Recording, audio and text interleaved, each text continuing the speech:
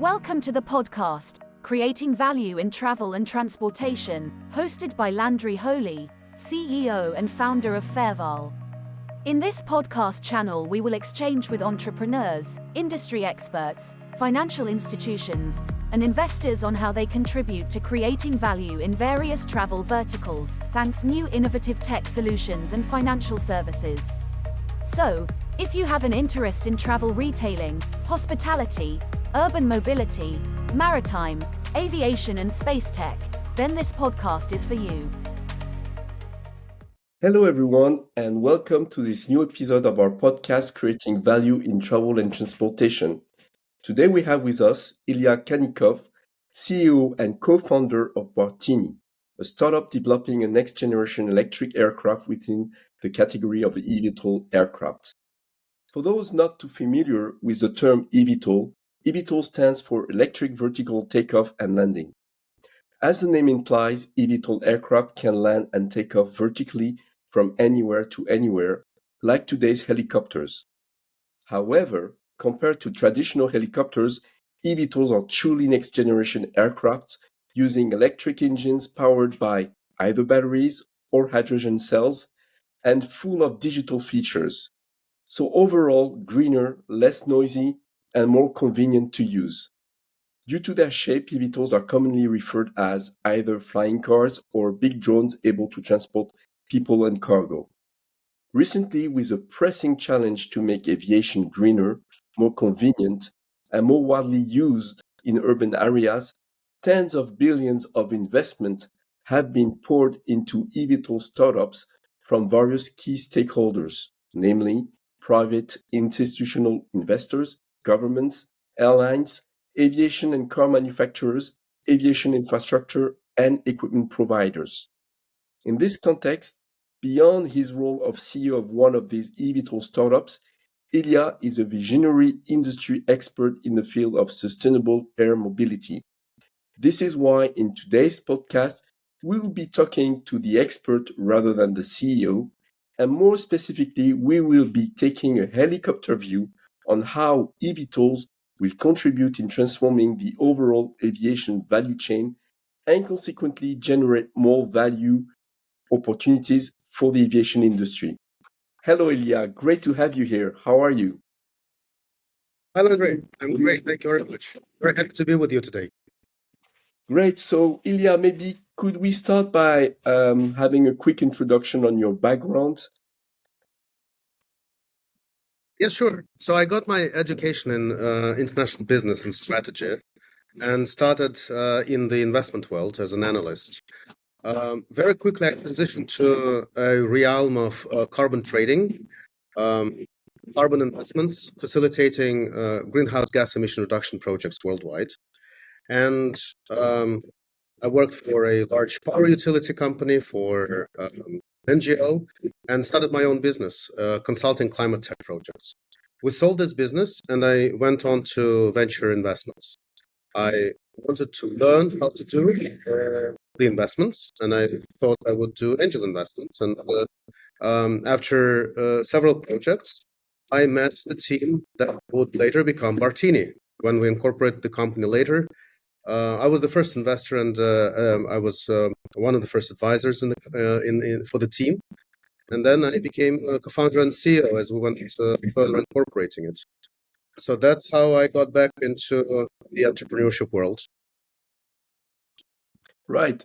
Can you just tell me a bit more about Bartini then?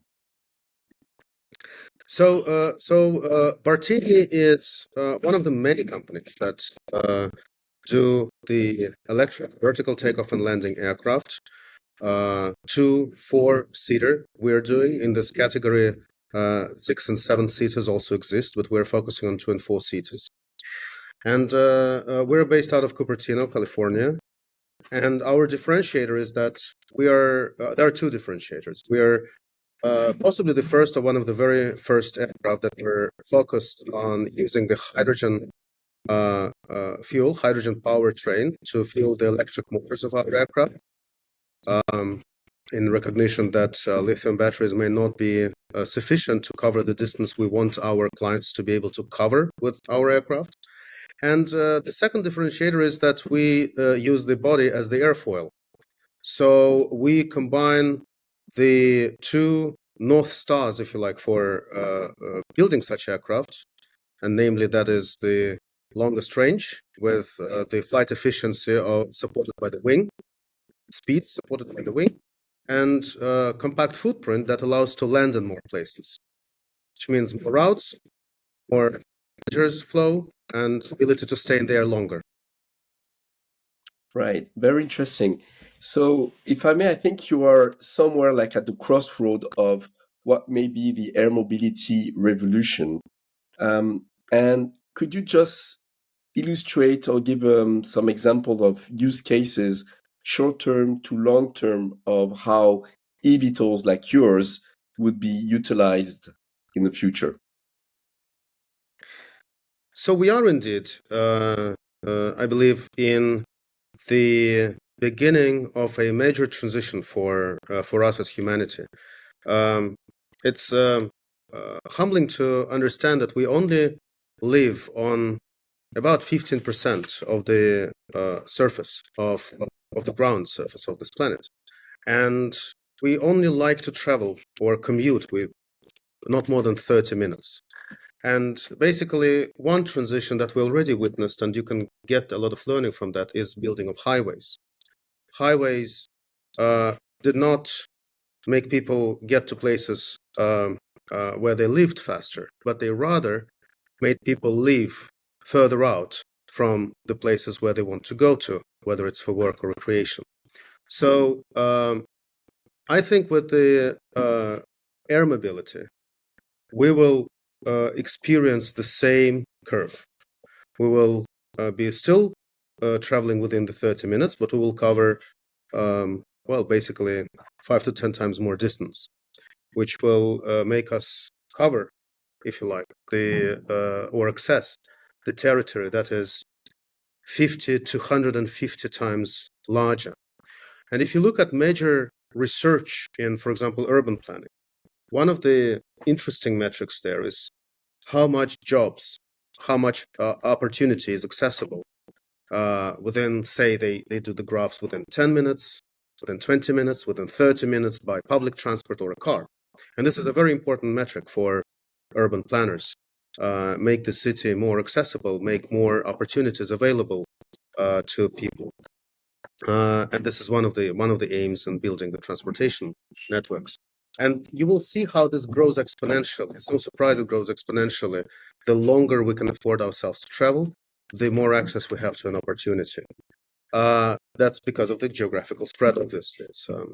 And now the air mobility will give us the ultimate access to places we want to visit, to people we want to see.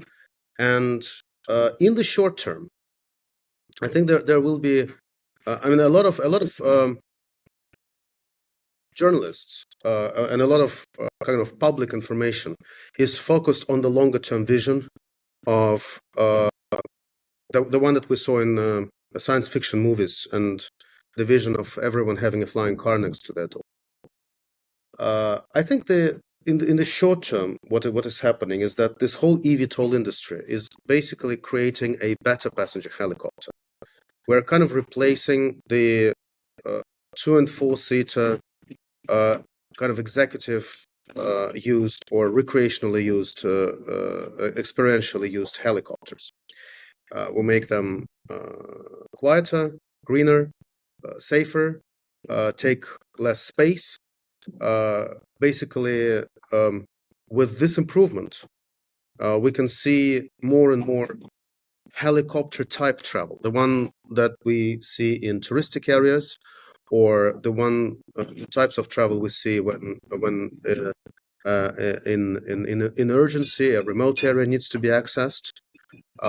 So more and more infrastructure will develop as more and more flights will become available, as companies like ours ramp up the manufacturing, and flight will inevitably become a more and more affordable commodity. But in the longer term, if you look at even if you look at the helicopter market today, helicopter is a proxy for car. It's something that you choose either out of necessity or out of willingness to get there faster, or for touristic experiential purposes. And if you suddenly have a quieter, safer, and more affordable helicopter, let's call it this way, for rotorcraft for flight, is it not very logical to assume that more and more people will choose flight over driving? And once this starts happening, there is no end. I think the whole industry will replace cars much like cars replace horses. We still have horse riding. We still have hobbyists that do it. We still have all the industry around it.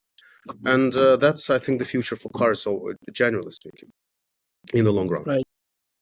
And, having worked a lot in the airline industry, would you see in the midterm some kind of opportunities for new type of airlines? Because, looking at what eVTOLs can deliver, I can see that as, interesting opportunity. Would you agree with that? And could you maybe give some examples of how you would see that going into motion? I think the more focus our industry will pay to hydrogen powered propulsion, the more opportunity there will be to create a new type of commuter airlines. Lithium-based eVTOLs, generally, we fair to say, can give you 50 to 100 miles. Hydrogen will be able to give you 300, 500 miles. This means literally that the distances traveled by car and trains today, maybe they're too short to take a flight right now. So people take train and cars. These distances will be easily covered by our type of technology. Now, what will happen then when this becomes massive? We model the scenario if the density of cities is good enough and the roads are inconvenient, and let's call it this way. It's easy to imagine that even a longer travel can be replaced by one or two hops with an eVTOL. For example, Oslo to Helsinki would be an opportunity within 4 hours of flight with one short coffee break somewhere in Stockholm or Norrköping.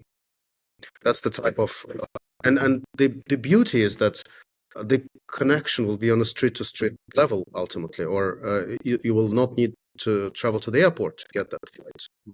And of course, if you factor in the amount of time saved on the taxi rides and the point of origin and point of destination, then obviously you can see this how attractive that future looks if we have more infrastructure, more landing facilities in the city, and when we have a longer range.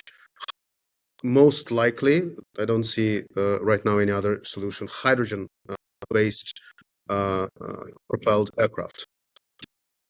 Right.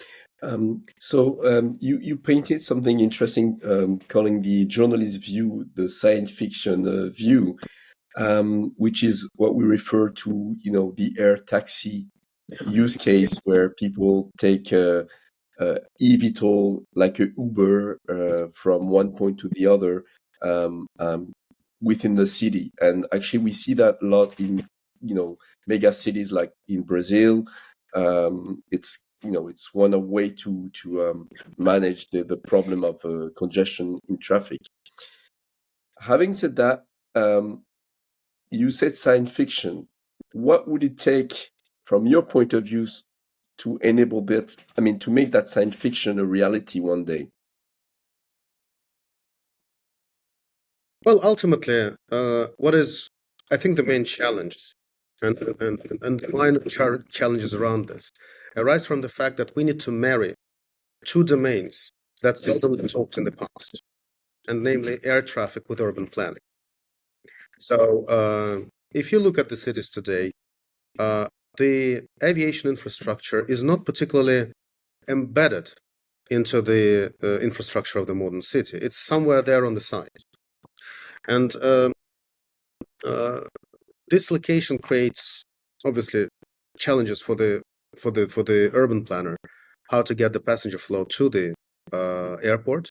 It also creates a challenge for the airport infrastructure, how to get passenger in front of the gate, in front of the airline, in front of their customer.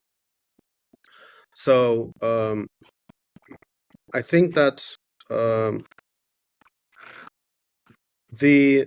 a lot of things are actually present. You can see a lot of technologies that will be in the mix, in the technology stack, if you like, that will underpin that future are present today. So the challenge is integrating them in the stack. And this challenge is not a supply problem, is a human coordination problem. That is the kind of the work ahead is more likely to be not about inventing new technologies, but rather making them work together, ensuring compatibility and safe handovers and etc. etc.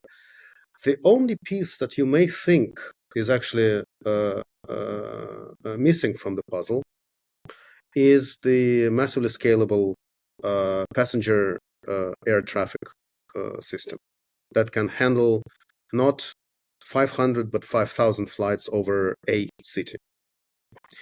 There are such systems. They emerge in another domain, drone flights, but they emerge largely outside the strictest civil aviation requirements.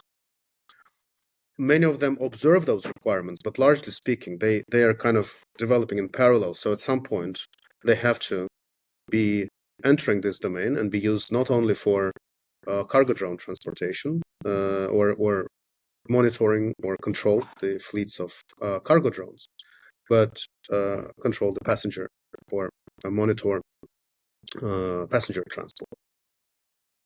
Right. Speaking of regular, yeah, sorry. Go ahead. Oh, I guess I just wanted to add that from the point of regulation, I think there are also this is an interesting subject matter. Generally speaking, aviation authorities, they know how to check your aircraft for safety.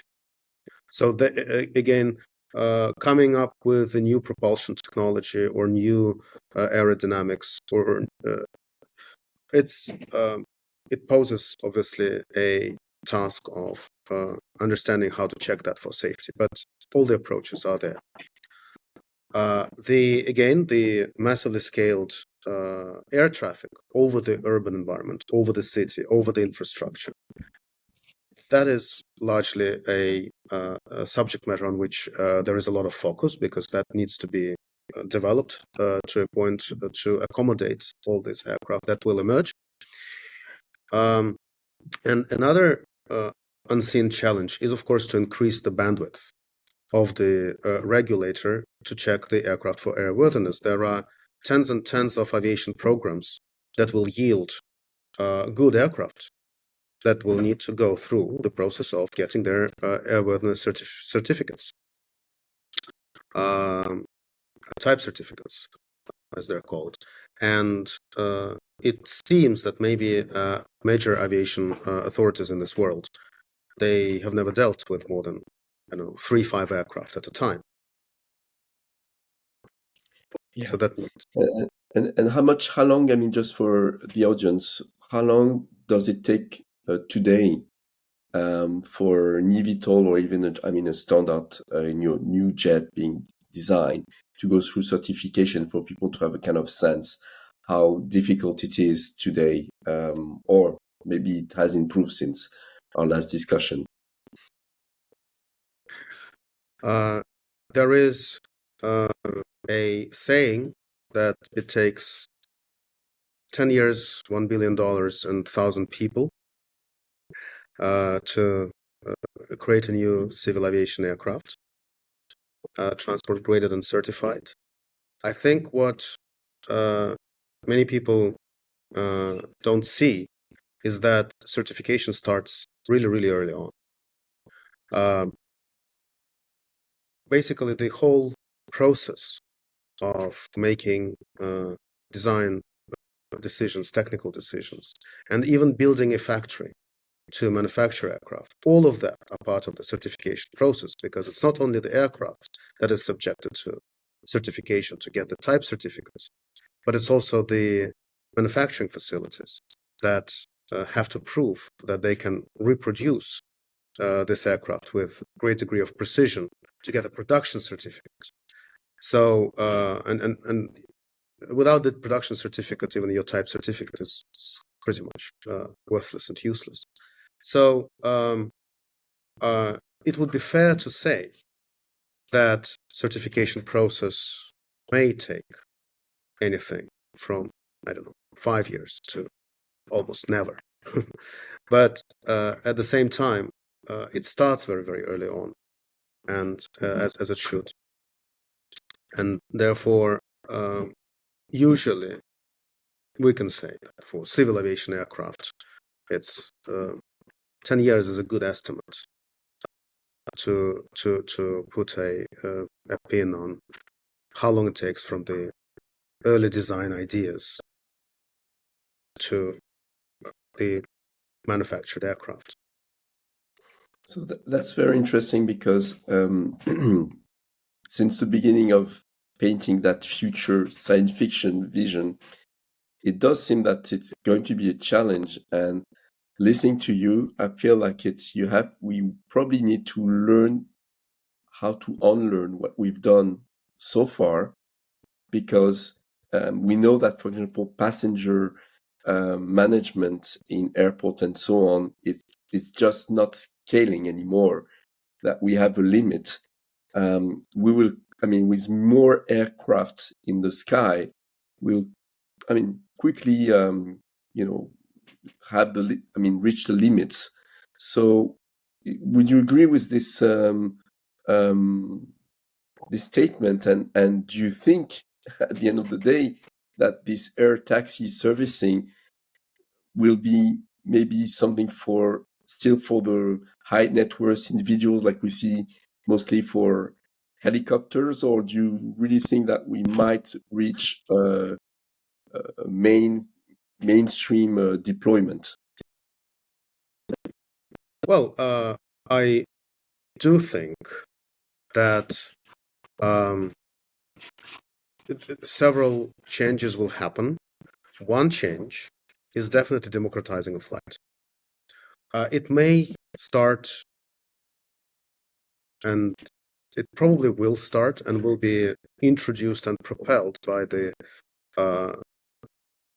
the high-end segment, as most of the pioneering technologies were, especially the visible ones, especially the ones that are associated with such the core value of freedom of movement.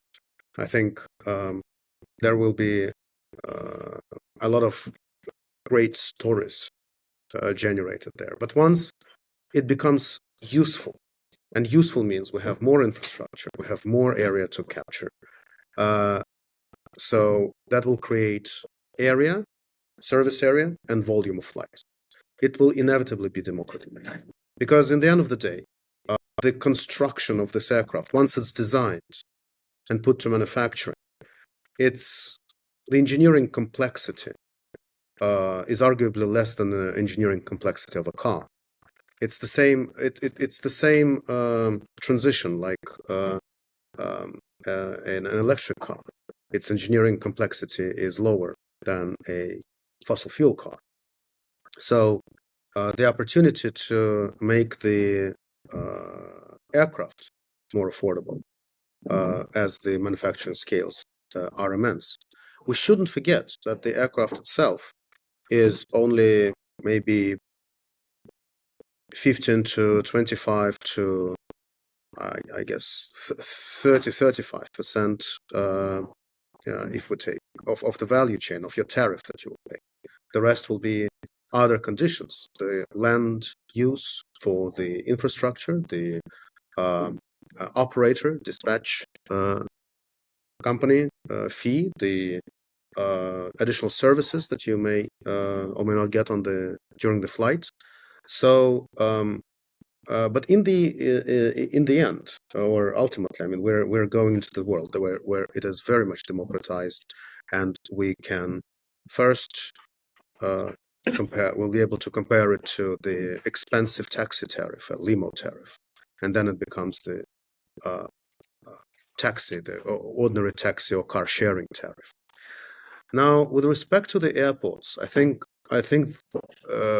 they will focus more on longer distance flights, because the shorter distance flights will be served on a street-to-street level, even the intercity flights. So flights, for example, like San Francisco, Las Vegas, or San Francisco, Los Angeles, will happen more seldomly, because they will be taken care of by this more private, smaller aircraft. I can continue talking and say that it doesn't mean that the airports will lose business, because there will be a lot of business in creating the hub and spoke systems, where the transition or commute to the airport will be done by these eVTOLs, and airports will have enormous, if you like, also responsibility to make this happen, and they will have another important business of creating refueling and recharging hubs, providing the dispatch solutions and dispatch coverage for the service area, and basically, I think that in the end we will travel even long distance more often, because we will generally have more time. Right. So, so the problem is not so much the if it's going to happen, but when is it going to happen at the end of the day? So, do you think it's going to happen like in the very far end future, or are we talking in the near future? We are talking today. I think it's literally happening as we speak. We can bring up examples of all the developments in the Southeast Asia. We already saw eVTOLs offered for sightseeing tours, for experiential flights, demo flights. In Europe, flights are planned during major events in the nearest future. In Japan, in the nearest, meaning, the Olympic Games are mentioned in 2024. That is literally next year. Japan World Expo, I think, made announcements that flights by eVTOL will be servicing the visitors, and that is 2025. So I think that in the next several years, we will see big events, clustering enough transportation requirement that will make early systems very viable. And based on that, the example will be set for neighboring cities to adopt it further, and off we go. Yeah, so I do see it, and I take it as a comment. So, as an investor, you might say, okay, maybe it's the right time to start investing in eVTOLs or anything related to this shift in the industry of aviation. As you're an investor like myself, I wanted to know, where would you, put your bets in this domain, because the value chain is quite, wide. Where would be your best bets? That's a good question. That's a good question. Well, first of all, I think there is never a bad time to invest in venture capital, in startups.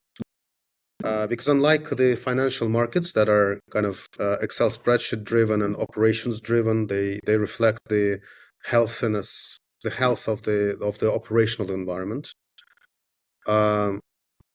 Angel invested startups, they make a bet on human talent. And human talent and its performance ability to make new products, it doesn't depend on whether the financial markets are in good shape. The products that are appealing and may introduce 5 times, 10 times improvement, or introduce a completely new capability, they will be in demand whether or not the financial system is healthy or the state of affairs is good or not. Maybe the speed of market growth or market penetration will be affected. So I think it's always a good time to invest. In this industry, the value chain offers amazing opportunities for any type of investor. Whatever your focus is, whether it's software, hardware, whether it's embedded software or inventory management systems, or pretty much everything can be found on the value chain of the what we can call advanced air mobility or urban air mobility. I like the term advanced air mobility. It's beyond. Now, I would generally think that my personal preference is to invest in areas where competition is lower, even if result can be more distant. Some people use hard type projects. I think generally any hardware projects are like this. Fewer people go into this. More people are required to achieve success. So fewer teams will actually attempt to pursue the target, to start a company and do their project. The design process is usually much smarter than software, because you can't reasonably try many things. You have to think about what you're trying, and you have to know your market well enough to actually venture out to hit that market in several years down the road. You can't try and do customer development early on. So you can see that I'm advocating for eVTOLs, and I think we need more programs, we need more attempts, we need more designs. Even though there are many designs, it's just the start of the market. When automotive industry was starting, there were 5,000 companies, I think, only in the US. And in our industry, there are only 300 designs or 300 companies. So there is, I believe, there is space in this industry, in this segment. Another segment I think I would say is real estate, because the major this is for, like, on a completely different spectrum. There lies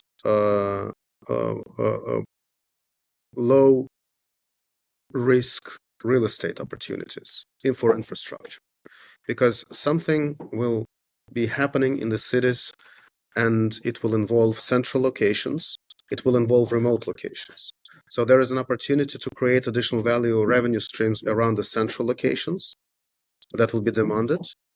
And there is also an opportunity for capital growth in unlocking the locations that are not used and that are very, very affordable now, where people would like to live or visit to. So I think that there will be a lot of opportunity in the segment that I largely like to call inventory management, whether that is a mobile app that helps you find your flight or hail a flight, or whether it is a system that helps you manage your inventory of spare parts, maintenance, repairs, overhaul, and I think um, the general task of inventory management on an industry that will grow exponentially to trillions of dollars is really important. There are several such opportunities along the supply chain. There are possibly, like I said, civil aviation is generally usually rely on technologies that are already quite mature.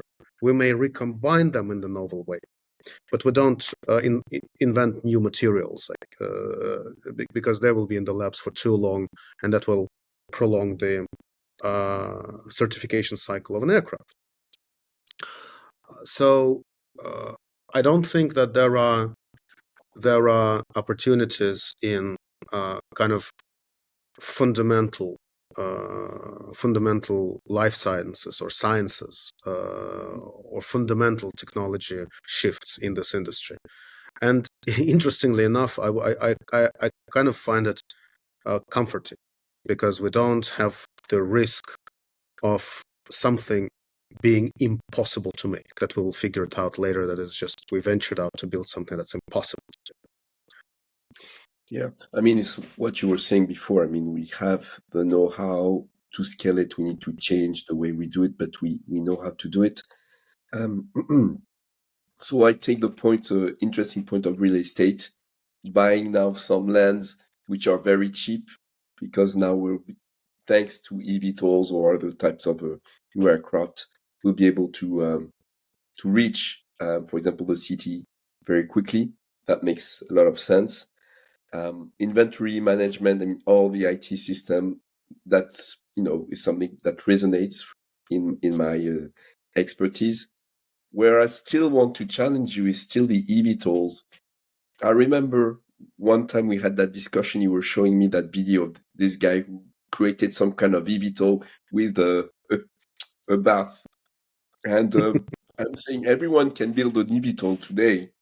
I mean, it's applied science, aviation, aeronautical physics that we all know for years, And so I'm just wondering, you have Fab Labs as well. Will it really be an area to invest? And a lot of people are saying, "Oh, is it again another eVTOL who's pitching me to get investment?" So, what is your take on this remark? Well, you see, it's very easy. I can. Who was it? Was it the French head of the French patent office who actually made a statement somewhere in the 19th century that there will be no need for patent office in the future because everything we wanted to invent has already been invented, and there will be no inventions in the future. So it's even in mature industries like automotive, we see new brands appearing. We see, especially with the transition to electric car, but even in electric cars, there is new segmentation, new brands. So I'm generally, I think the market will develop. There will be inevitably new eVTOLs focusing on a certain application. Obviously, the first eVTOLs will try to be generalist, as they should. The next we will see specialization. I think it's a good industry to invest because of the nature of the barrier. If you certified your aircraft, it serves for 20-25 years. It's basically a cash cow. You can see it in the in the civil aviation. You sometimes notice how those entertainment centers are still passive matrix displays that are lousy and slow. But they are still in use today. They were certified decades ago, and this is what makes it, I guess, a good investment. If you understand the market, have the proper team, the have your aviation program lined up in front of you. That's an industry with very high entry barriers. So surprisingly, I think the competition will be quite low. Right. Yeah, and that makes sense. I fully agree. I mean, high barrier to entry, and it takes a lot of time to get your aircraft certified. Now, I like to come back to And I one of think the points. I think on your Yeah.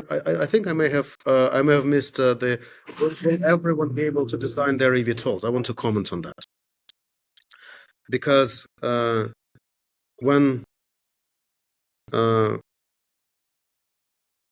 when you look at the amount of experimental aircraft in the US, I'm trying to remember the number. I think there are about 30,000 experimental aircraft licenses issued by FAA in the US to hobbyists. People like to play in their garage with aircraft, and you can build an aircraft. You can use different types of engines, propulsions with electric or motors and electric propulsion. It's even easier. So, is it a competition to civil aviation? I don't think so, because this level of certification required and the manufacturing precision and also the level of certification for manufacturing that is required makes most of those hobbyist developments impossible to mature into and to yield us a certified transport-graded aircraft. It's very, very simple. You have so many licenses for hobbyist aircraft and so few even light sports aircraft manufacturers. The closest segment to what those hobbyists are doing in their hangars and local airports. And if you look at large aircraft or civil aviation graded aircraft, not light sports aircraft or ultralight aircraft category, you clearly see the funnel. There are very, very, very, very few brands there. So there will be more brands. I'm pretty sure of that.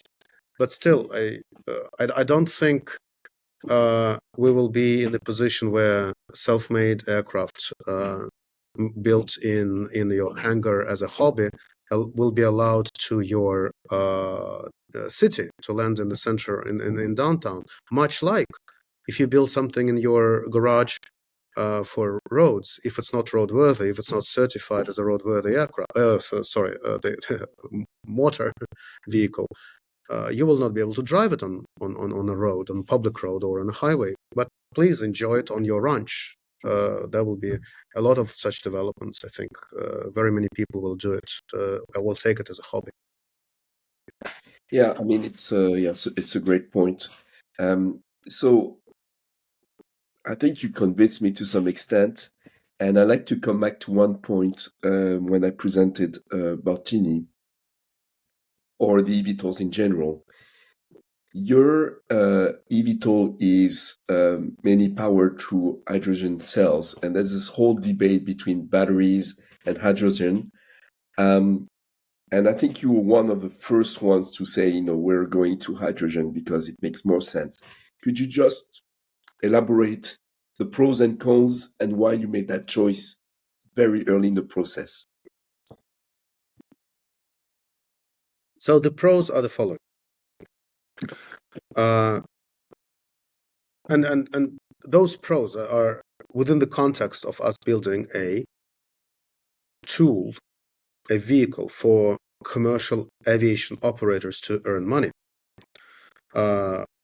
And it's a commercial fleet, and commercial fleet needs to stay in the air longer. This is the mantra: be able to stay in the air longer.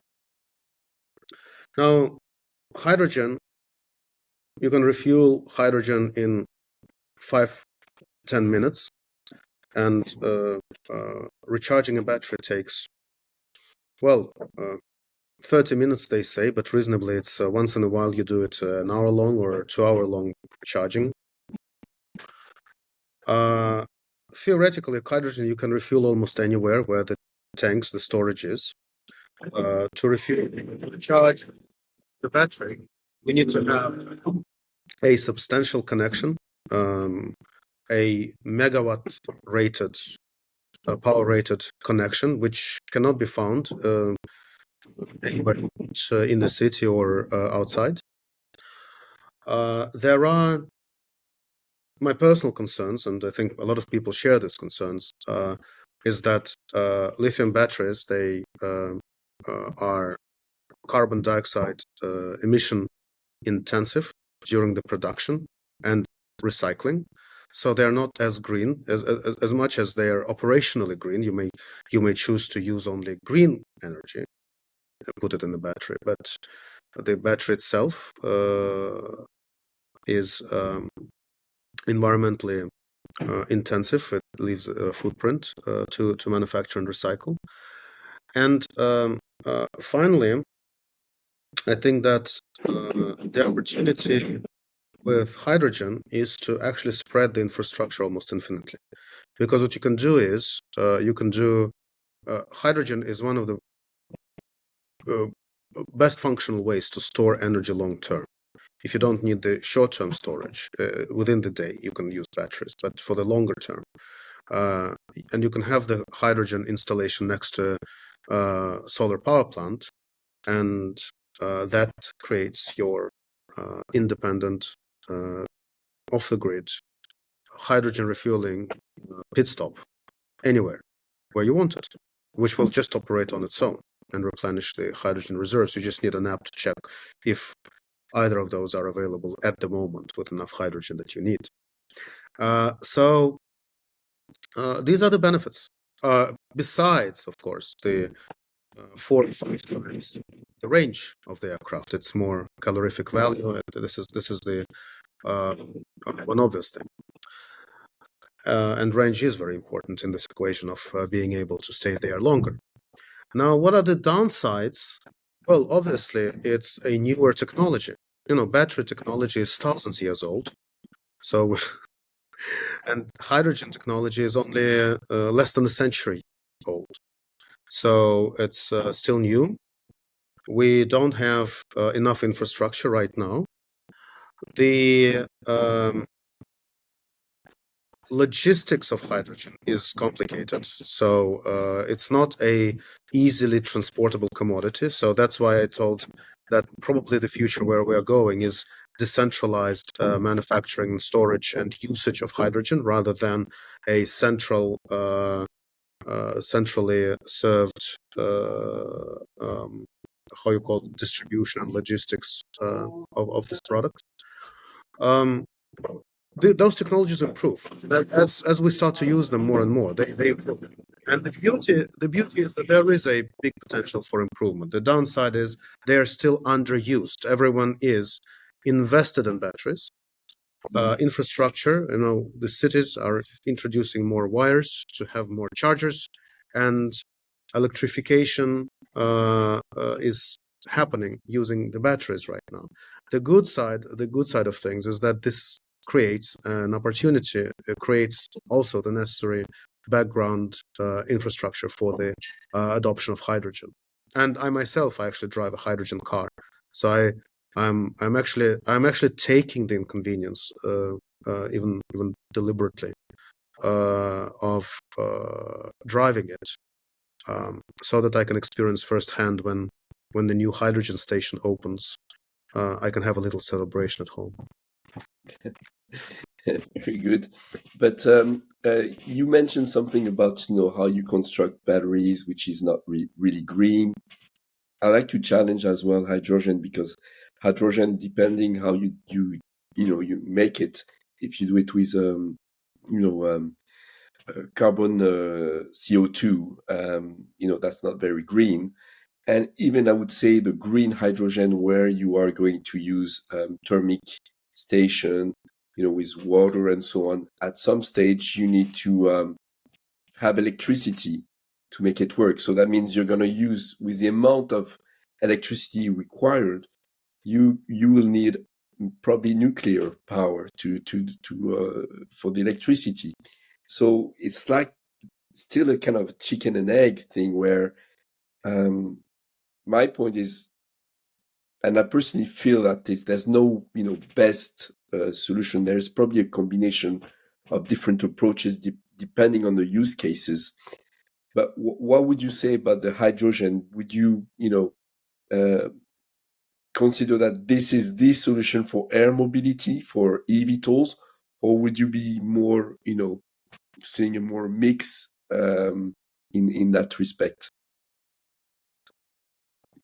This is true. Most hydrogen in the world, and most, when we say most, that's clearly above 80%, maybe around 90%, is actually produced using chemical reforming of natural gas. So it's kind of a fossil fuel. It's kind of, and I'm a strong believer that's about to change, for the same reason that I told you above. That is a problem. Logistics of hydrogen is complicated. Therefore, it's so much easier to manufacture it, to produce it on site. How do you manufacture it on site? Well, you can use renewable energy. You can use solar power or larger wind power generators. I have heard of fantastic opportunity for for wind. Did I say hydropower? Did I say wind power? You said hydropower. Hydropower. Oh, well, reality is we can also.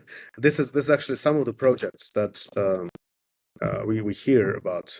Are the large hydropower stations that introduce electrolyzers next to them and use some of the energy to produce. In this particular case, this is green hydrogen. This is kind of renewable source, not renewable, but decarbonized source. The attentive listener can argue that, well, this hydropower is not then going to the grid, which means that it gets replaced on the grid with whatever the energy mix in the grid is. And most likely there is some coal-fired generator there in the grid, and it starts to fire more coal. So in fact, even when you produce, like if it's a grid-connected system and hydropower is used to generate hydrogen through electrolysis process, there is still emission. The wind farms are an interesting opportunity to generate hydrogen, because we've heard of projects that are very, very large wind farms.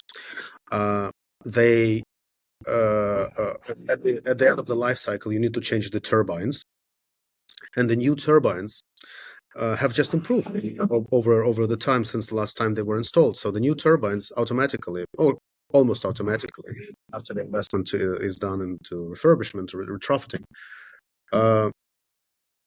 give you twice or three times more power, but the cables that connect the wind farms are still old cables designed to generate as much electricity as there was generated before.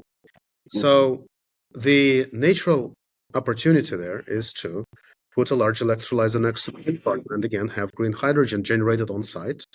And usually wind farms are in remote locations, but not very remote. So they create natural hubs for aviation, for example, or for large fleets, for trucks and buses, to refuel hydrogen without too much logistics involved.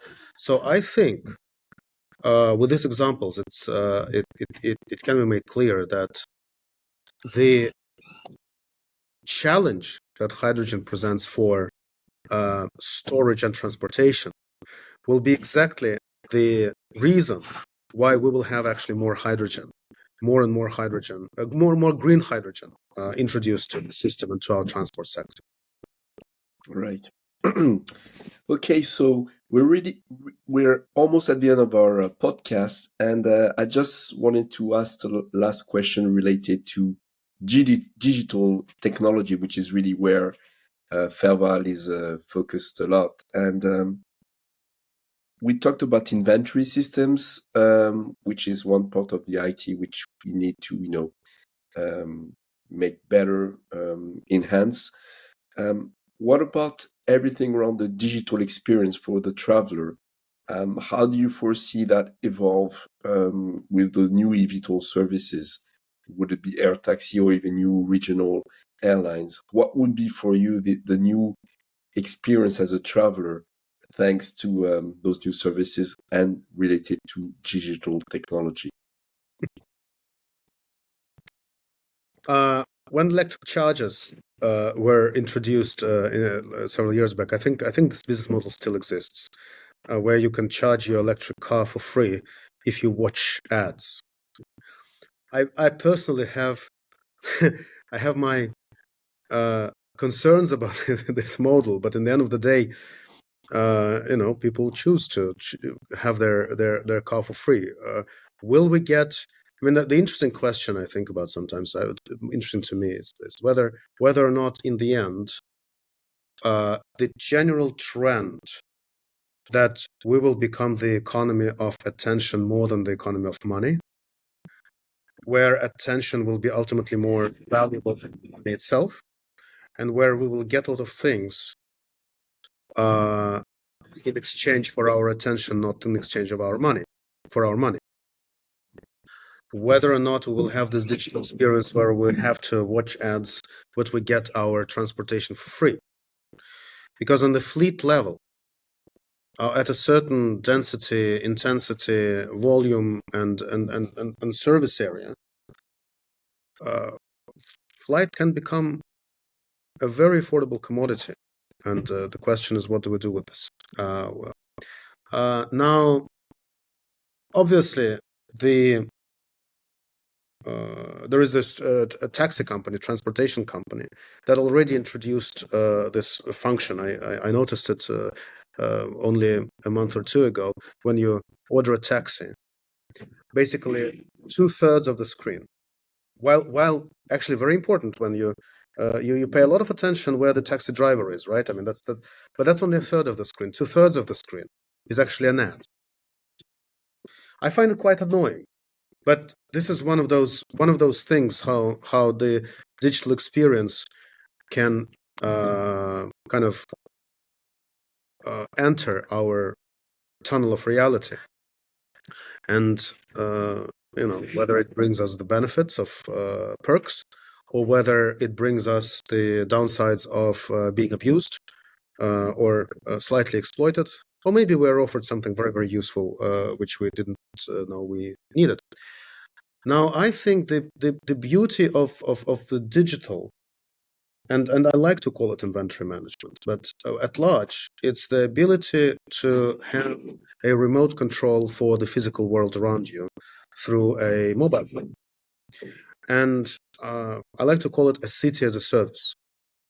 The overall city becomes a robot, multi-part, belongs to different parties, operated by different parties, yet still it's a robot that serves your needs. Whether you want food, it's one company. Whether you want transportation, it's another company.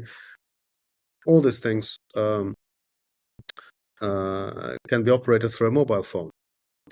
Now, like I said, this is the digital experience of on-time, just-in-time managing your life that frees time to do other things. Now, what are the other things that we will be doing? Will we actually try to do Zoom calls on while we fly? Is it so that we will exploit or need that enormous bandwidth? And that will be an opportunity, because it seems that in most places, though, fleets are connected aircraft and collaborative aircraft, and that will require a lot of bandwidth, and there will be bandwidth as a prerequisite for deployment of those fleets. So, will we do work on board? Will we entertain ourselves on board? Will those be tourist flights where we will be offered an option? I'm waiting for this option to appear on the taxi companies, or even on map navigation companies. I cannot choose a beautiful road. I can choose the shortest road. I can choose, for some strange reason, sometimes they offer a longer road, but it's never a beautiful road, or a road with a cafe on our trip, on the way, or a road where maybe it takes longer, but I will definitely be there on time. the road that doesn't where the volatility of duration of travel is minimal. They don't offer this yet, but I think they will. And with aviation, I think the opportunity will be to actually plan your life more precisely, because it will always be pretty much direct kind of travel. So and I think we will do it with digital. There will be kind of this experience. Will we learn on board? I will continue it. Will we work on board? Will we learn on board? Will it be so that the education, skill training will be delivered through the onboard entertainment systems? Interesting thought. One general disruption that I see is, of course, for this ground-based billboard advertising companies. We will not see those billboards any longer. I'm just thinking about them, and maybe they should start buying roofs instead. Maybe we should start putting big screens on roofs and create and include roofs into the overall digital experience.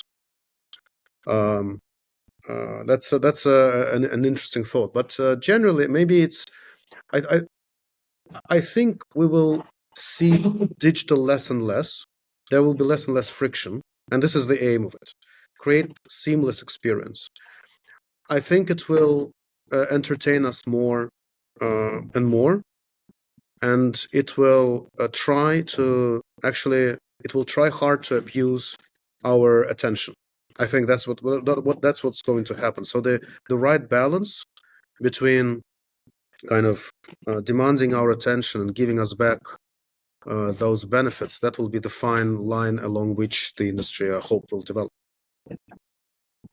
Yeah, very interesting, and I like your also your example of advertising, free advertising, or free. I would say a free lunch. There's no such thing as a free lunch, as we know, but we can see. I mean, today in Spotify, you can have listen to some music, but you have to listen to some ads. Even the airlines, if they want to offer more Wi-Fi, like in the hotels, it becomes a commodity. Then they have to, know how they're going to earn that money, and advertising is probably one of the answers. So it's quite interesting. So to see how the digital advertising industry in travel and transportation evolves with those new modes of transport. Which brings me to the conclusion that first to thank you warmly for your time, because it's been like a whole journey in our discussion of starting from the use case of today, the use case of tomorrow, what it takes, and now really linking that point to the digital. And I think people don't realize, but this future is actually quite soon, more than ever.